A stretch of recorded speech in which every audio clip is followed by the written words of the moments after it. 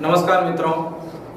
पिछली क्लास में हमने तरंग प्रकाशिकी शुरू किया था वेव ऑप्टिक्स को, और आज उसी टॉपिक को आगे बढ़ाते हैं। तो कल के वीडियो में हमने देखा है तरंगाग्र के बारे में, वेव फ्रंट के बारे में जाना है हमने, और आज हम उसी टॉपिक को कंटिन्यू करते हैं और हाइगेंस की जो परिकल्पना है उसे हम देखते हैं। तो हाइगेंस की द्वितीयक तरंगिकाओं संबंधी परिकल्पना। अब यहाँ पे बात यह है कि द्वितीयक तरंगिकाएं क्या है। प्राथमिक के बारे में तो हमने कल पढ़ाई है, तो यहाँ पे समझिए, ये डायग्राम आप देख रहे हो, ये कोई प्रकाश का स्रोत है जिसमें से प्रकाश की किरणें निकल रही है और उसके सामने एक तरंगाग्र, गोलीय तरंगाग्र आपको यहाँ पे प्राप्त हो रहा है।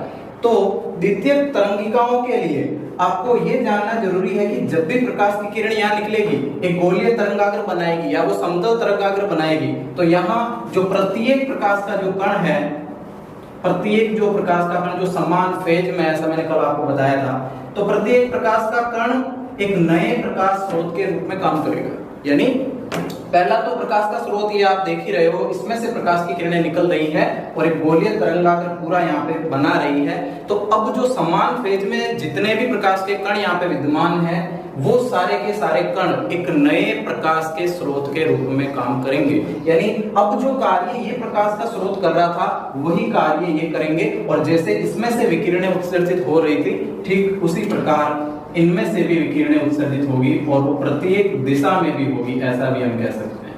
तो अब एक नया तरंगाग्र यहाँ पे आपको मिलेगा। जैसे इसका तरंगाग्र तो आप देख ही रहे हो, सर्कल नुमा।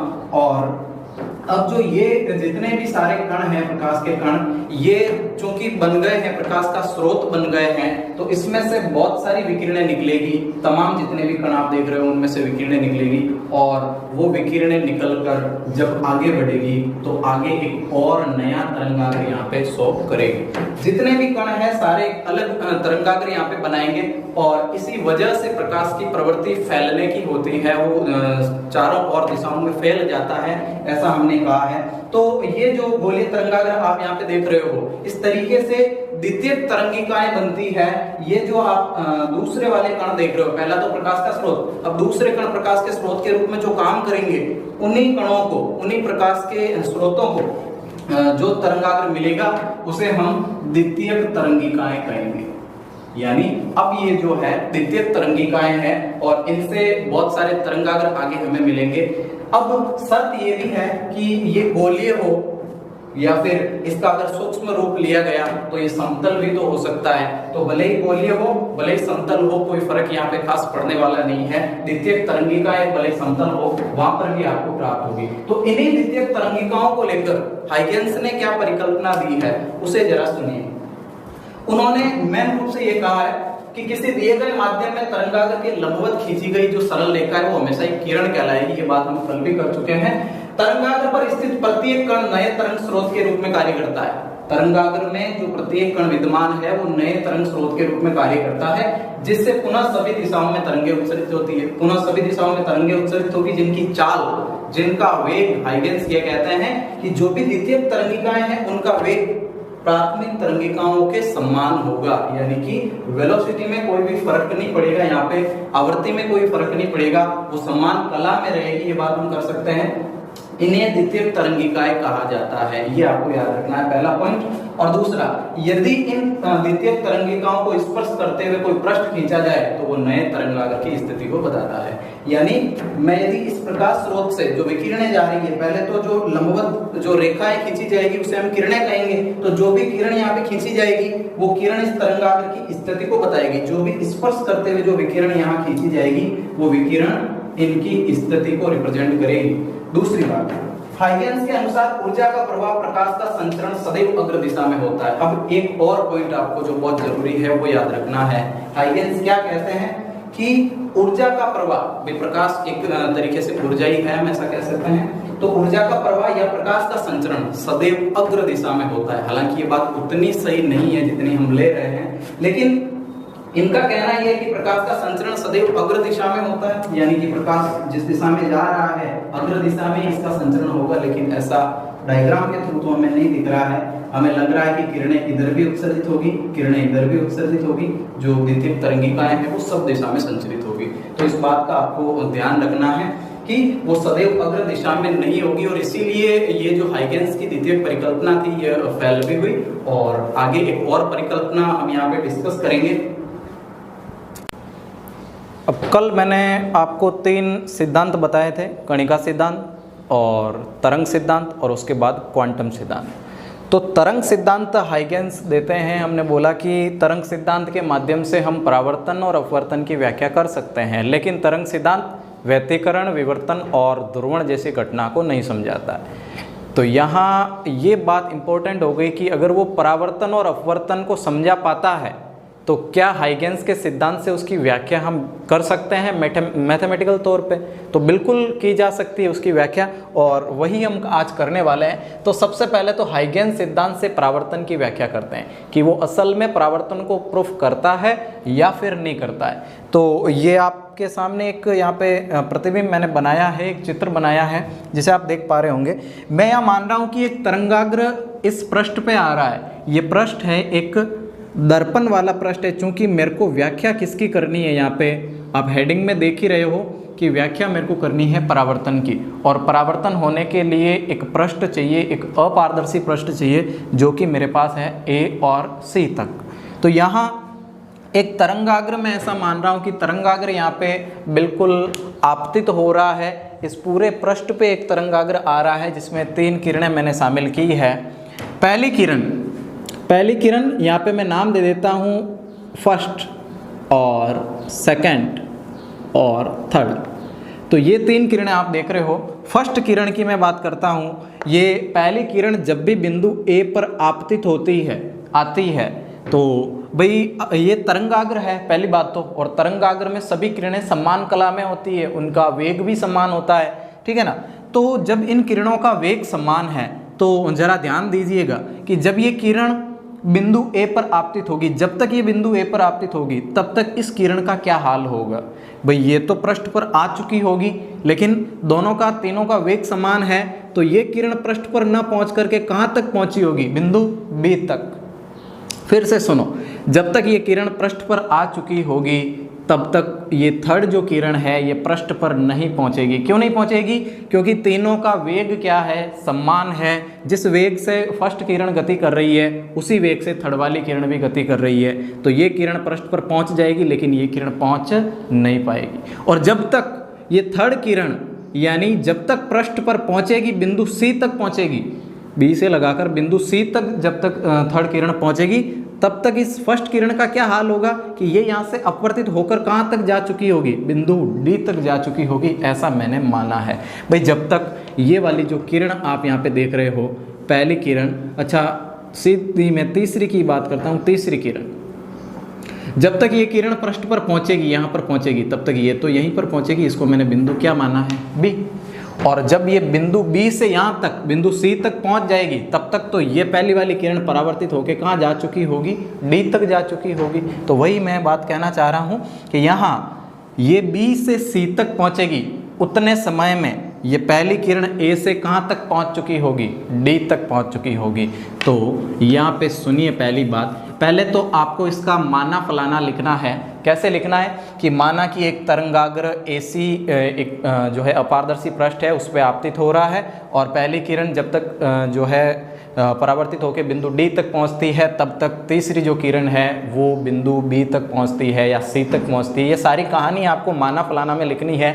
मैं सीधी डेरिवेशन यहाँ पे शुरू कर रहा हूँ। तो किस तरीके से, पहले ये बात आप सुनिए अच्छे से कि मैं यहाँ पे लिखता हूँ कि बिंदु A तक तो ये किरण पहुँच गई, लेकिन ये किरण B से C तक नहीं पहुँची, अभी कहाँ है, बिंदु B पर है। तो B से C तक जाने में लगा समय, देखिए स्टार्ट में कहाँ से करता हूँ कि थर्ड जो किरण है, थर्ड किरण को बिंदु B से C तक जाने में लगा समय, वो समय मैं निकालना चाह रहा हूँ। और आप जानते हैं कि समय का जो फॉर्मूला होता है वो दूरी बट्टे चाल होता है। समय बराबर दूरी बट्टे चाल, यानी अगर दूरी निकाली जाए तो समय इंटू क्या हो जाएगा, चाल। तो सीधा लिख दूं कि अगर दूरी के बराबर में लिया जाए तो समय इंटू क्या हो जाएगा, चाल हो जाएगा, चाल इंटू समय या समय इंटू चाल, दोनों बातें सेम ही है।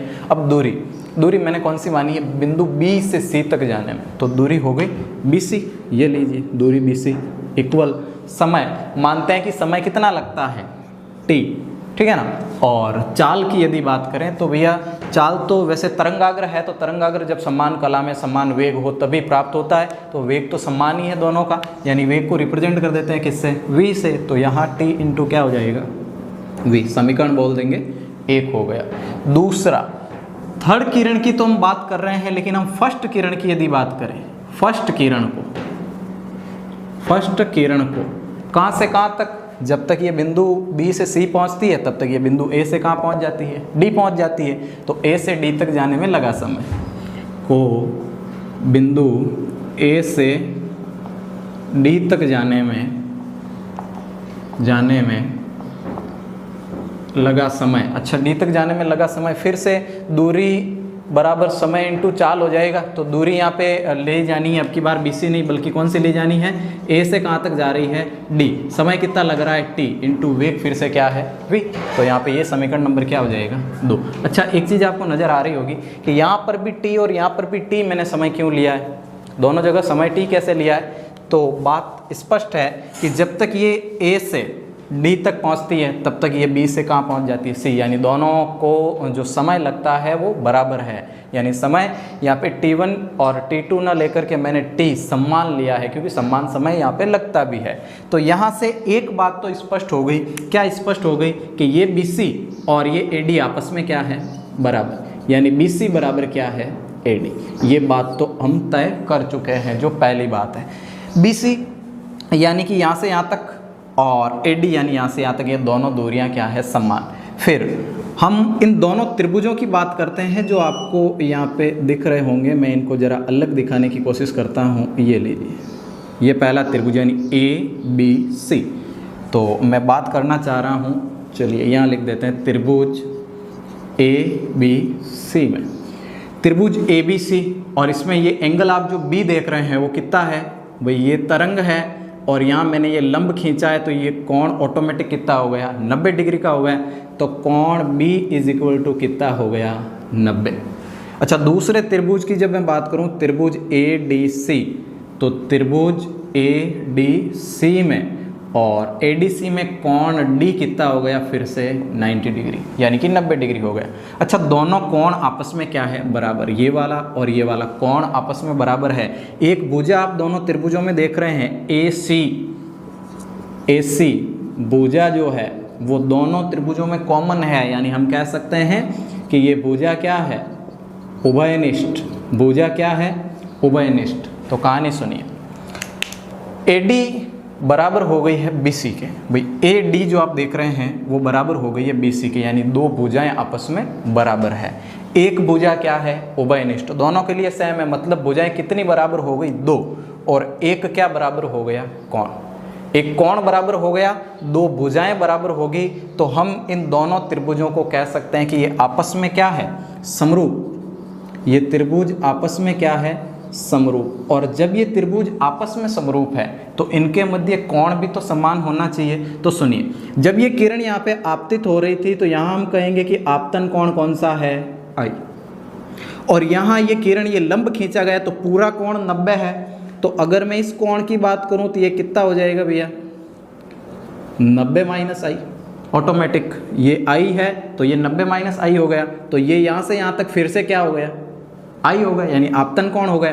तो इस त्रिभुज के लिए ये वाला कोण कौन सा है आपतन कोण, फिर से ये नया बिंदु है, इसे हम एक नया प्रकाश स्रोत मान सकते हैं, तो यहाँ आपतन कोण I है।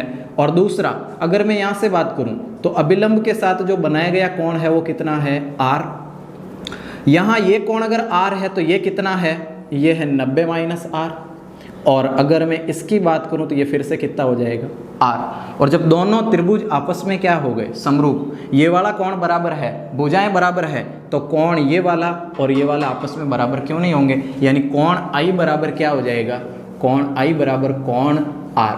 और यदि ये दोनों कोण आपस में बराबर हो गए तो हम कह सकते हैं कि ये परावर्तन का नियम है और यहाँ से सिद्ध भी होता है, ये बात प्रूफ होती है कि हाइगेंस का जो सिद्धांत है वो परावर्तन की व्याख्या कर पाता है।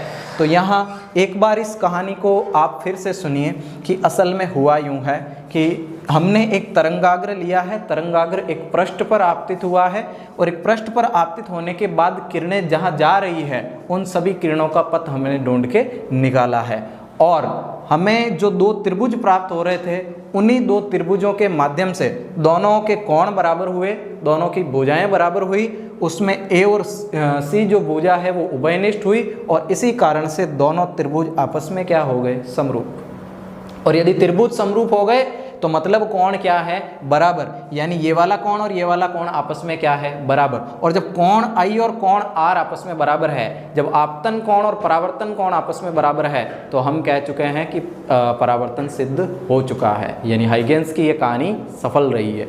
और ये बात मैंने आपको कल भी बताई है कि हाइगेंस ने परावर्तन की व्याख्या की है और अपवर्तन की व्याख्या भी की है उस सिद्धांत से, जबकि व्यतिकरण विवर्तन को वो नहीं समझा पाया। तो इस डेरिवेशन के अलावा एक और बच जाती है, हाइगेंस अपवर्तन की व्याख्या करता है, उसे भी हम प्रूफ करके देखते हैं कि क्या अपवर्तन के नियम को हाइगेंस के नियम से प्राप्त किया जा सकता है या नहीं। हाइगेंस के सिद्धांत से अपवर्तन की व्याख्या, अपवर्तन को हम यहाँ पे सिद्ध करेंगे, हाइगेंस के द्वारा उसे प्रूफ करेंगे। तो किस तरीके से अपवर्तन के लिए, सबसे पहले तो मैं ये बात आप ध्यान देना कि पृष्ठ कैसा लूँगा, पारदर्शी। तो यहाँ ये पारदर्शी एक पृष्ठ मेरे पास है, ठीक है ना, और पारदर्शी पृष्ठ में ये किरणें आ रही है, यानी मैं कह रहा हूँ कि तरंगाग्र यहाँ पे आ रहा है। तो जब भी ये तीन किरणें फर्स्ट, सेकंड, थर्ड यहाँ पे आपतित होगी तो हमें पता है कि आपतित होने के दौरान ये दूसरे माध्यम में चली जाएगी। अच्छा, ये वाला माध्यम है पहला, ऐसा हम मानते हैं, माध्यम पहला, और पहले माध्यम में प्रकाश का जो वेग है वो मैं v1 मान के चलूँगा और ये माध्यम है आपका दूसरा, माध्यम दूसरा, और दूसरे माध्यम में प्रकाश का जो वेग है उसे हम मान के चलेंगे v2। तो यहाँ पहले माध्यम में प्रकाश का वेग v1 और दूसरे माध्यम में प्रकाश का वेग v2 है। यहाँ ये तरंगाग्र आपतित हो रहा है, तो फिर से वही बात जो मैंने परावर्तन में आपको कहा है कि पहली जो किरण है, पहली किरण वो तुरंत कहाँ पहुँच जाएगी, बिंदु A पे पहुँच चुकी होगी, लेकिन जब तक ये A पर पहुँचेगी तब तक ये बिंदु B तक ही पहुँचेगी। यहाँ से ये लंब मैं यहाँ पे खींच रहा हूँ स्थिति को समझाने के लिए। तो जैसे ही ये लंब मैंने खींचा, आपको पता चल गया कि यहाँ जब तक ये A पर पहुँचेगी तब तक ये कहाँ पहुँचेगी, B पर। और अगर जब ये B से C तक आएगी उतने समय में पहली किरण कहाँ तक आ जाएगी, D तक पहुँच चुकी होगी, क्योंकि दोनों किरणों का वेग क्या है, समान। तो वेग समान है, दूरी ज़्यादा है, तो दूरी ज़्यादा होने के कारण इसे थोड़ा सा टाइम लगेगा। तो ये B से C तक पहुँचेगी, तब तक ये A से कहाँ पहुँच चुकी होगी, D तक आ जाएगी। तो फिर से वही बात हम दोहराना चाह रहे हैं कि B C के लिए जब तक किरण B से C तक पहुँचने में लगा समय जो है, समय बराबर दूरी बटे चाल। तो अगर मैं दूरी को देखूँ तो दूरी बराबर चाल इंटू समय हो जाएगा। फिर से वही दूरी इज इक्वल टू चाल इंटू क्या हो जाएगा, समय। और यहाँ आप देखो तो दूरी कौन सी, पहली दूरी मैं बात कर रहा हूँ B और C की। तो BC के लिए, अच्छा BC के लिए चाल कितनी है भैया, BC के लिए वेग प्रकाश का v1 है, तो ये लीजिए वेग v1 इंटू समय, तो वही लगना है सेम का सेम। तो v1t समीकरण नंबर कितना मान लेंगे, इसे समीकरण नंबर 1 मान लेंगे। और दूसरा अगर यहाँ पे देखें तो बिंदु A से D तक पहुँचने में, A से D तक पहुँचने में लगा समय है, A से D तक पहुँचने में लगा समय कितना होगा। अच्छा AD दूरी की मैं बात कर रहा हूँ, तो AD इज इक्वल टू वेग कितना है, दूसरे माध्यम में वेग कितना है v। भाई A से D तक दूसरे माध्यम में जा रही है किरण, तो वेग कौन सा लेंगे v2, और इनटू समय कितना हो जाएगा t। समीकरण नंबर कौन सी हो जाएगी, 2, वो की वो बात। अब यदि मैं यहाँ पे इन दोनों त्रिभुजों को लूँ, यानी त्रिभुज ABC और त्रिभुज ADC, अगर इन दोनों त्रिभुजों को देखूं तो पहले ये त्रिभुज ले लेता हूं मैं, त्रिभुज ABC में, त्रिभुज ABC में अगर मैं साइन थीटा लेने की कोशिश करूं तो ये लीजिए साइन और साइन थीटा, थीटा क्या है यहाँ पे कोण आई है, तो साइन आई मैंने ले लिया। और आपको पता है कि साइन थीटा बराबर क्या होता है, तो साइन थीटा बराबर लंब बटे कर्ण होता है। तो ये लीजिए लंब बटे कर्ण। अच्छा, पहले त्रिभुज के लिए लंब की बात करें और कर्ण की बात करें तो क्या होगा, ये वाला कोण आपको नज़र आ रहा है और इस कोण के सामने वाली भुजा हमेशा ही क्या होती है, लंब। तो लंब कौन सा है, बी और सी, इसलिए मैंने यहाँ लंब लिखा बी और सी बटे कर्ण। 90 डिग्री का जो एंगल है उसके सामने वाली भुजा को कर्ण कहेंगे, तो कर्ण कौन सा है यहाँ पे, ए और सी। तो कर्ण मैंने लिया ए और सी, ये वाला। और समीकरण नंबर इसे बोल दिया गया कौन सा, 3। अगर मैं दूसरा वाला त्रिभुज यानी ये वाला त्रिभुज ले ए डी सी, तो लीजिए त्रिभुज ए डी सी में, ए डी सी में क्या होगा, फिर से मैं अगर यहाँ पे साइन आर ले साइन थीटा ले तो साइन थीटा बराबर लंब बट्टा कर्ण हो जाएगा। अच्छा, यहाँ अगर लंब देखो तो कौन ये है आर, थीटा के सामने वाली भुजा लंब यानी ए और डी की मैं बात कर रहा हूँ। तो ये लीजिए ए और डी बटे कर्ण 90 डिग्री के कोण के सामने, भाई मैंने यहाँ पे अभिलंब खींचा है तो अभिलंब तो हमेशा ही 90 डिग्री पे, तो 90 डिग्री के सामने वाली भुजा यानी ए सी क्या हो जाएगी, कर्ण। तो यहाँ पे ये लीजिए ए और सी जो कि आपके सामने है एक कर्ण के रूप में। अब यहाँ पे देखो, यदि मैं समीकरण 3 में समीकरण 4 का भाग लगा दूँ, समीकरण 3 में समीकरण 4 का भाग लगा दूँ तो sine i upon sine r हो जाएगा पहले तो, और ए सी से ए सी क्या हो जाएगा, कैंसल। तो बी सी अपॉन क्या बच जाएगा, ए और डी। तो सुनिए ज़रा, यहाँ पे समीकरण 3 में समीकरण 3 भाग 4 करने पर, जब 3 भाग 4 किया जाएगा तो साइन आई अपॉन क्या हो जाएगा, sine r is equal to sine i upon sine r, A C से ए सी कैंसिल, तो क्या बच गया है, बी सी बाई ए और डी, बी सी बाई ए और डी। अच्छा, बी सी क्या है, बी सी है V1 T, V1 into T, और ए डी क्या है, V2 इंटू टी। तो मैंने ये रखा, लीजिए कि sine i upon sine r, sine i upon sine r, और बी सी मेरे पास है V1 T और ए डी है V2 और T से T फिर से कैंसल, तो क्या बचा, V1 बट्टे V2। और V1 बट्टे V2, V1 क्या है, पहले माध्यम में प्रकाश का वेग, और V2 क्या है, दूसरे माध्यम में प्रकाश का वेग। और इन दोनों वेगों के अनुपात को ही तो हम क्या कहते हैं, अपवर्तनांक कहते हैं, और अपवर्तनांक को रिप्रेजेंट करते हैं किससे, n से। तो सिंपल सी बात, साधारण सी बात क्या हो गई कि sine i upon sine r बराबर V1 बाई V2, वेगों का अनुपात, वेगों के अनुपात को करेंगे ये। अच्छा, यहाँ पे V1 V2 पहले माध्यम में प्रकाश का वेग, दूसरे माध्यम में प्रकाश का वेग, और वेगों का अनुपात यानी पहले माध्यम का दूसरे के सापेक्ष अपवर्तनांक या दूसरे का पहले के सापेक्ष अपवर्तनांक, ये चीज़ें हम पढ़ते आए हैं। तो ये हो जाएगा ये वाला। और अगर इसे आप गौर से देखो तो ये अपवर्तन का कौन सा नियम था भैया, फर्स्ट लिया था हमने या उस समय जो सेकंड लिया था। तो अपवर्तन का नियम यहाँ पे यह है कि sine i upon sine r is equal to अपवर्तनांक n के वो इक्वल होगा, कौन बताते हैं, स्नेल सर बताते हैं। स्नेल का जो नियम है वो यहाँ पे बिल्कुल दर्शाया जा रहा है। तो हाइगेन्स थ्योरी से, हाइगेन्स सिद्धांत से अपवर्तन की भी व्याख्या हम कर सकते हैं। भाई परावर्तन का नियम यह है कि कोण I और कोण R आपस में बराबर होंगे, वो हम सिद्ध कर चुके हैं हाइगेन्स के सिद्धांत से। और यहाँ अपवर्तन का नियम कि sine i upon sine r का अनुपात हमेशा ही अपवर्तनांक के बराबर होता है, ये स्नेल का नियम है और अपवर्तन का नियम है। तो ये भी हाइगेन्स थ्योरी से हमने यहाँ पे दर्शाया है, इसे प्रूफ किया है। तो ये बात बिल्कुल अब तय हो गई कि हाइगेन्स सिद्धांत से दोनों ही घटनाओं का, प्रकाश की जो घटनाएं हैं उनकी व्याख्या की जा सकती है। तो आप इसे इस रूप में याद रखेंगे।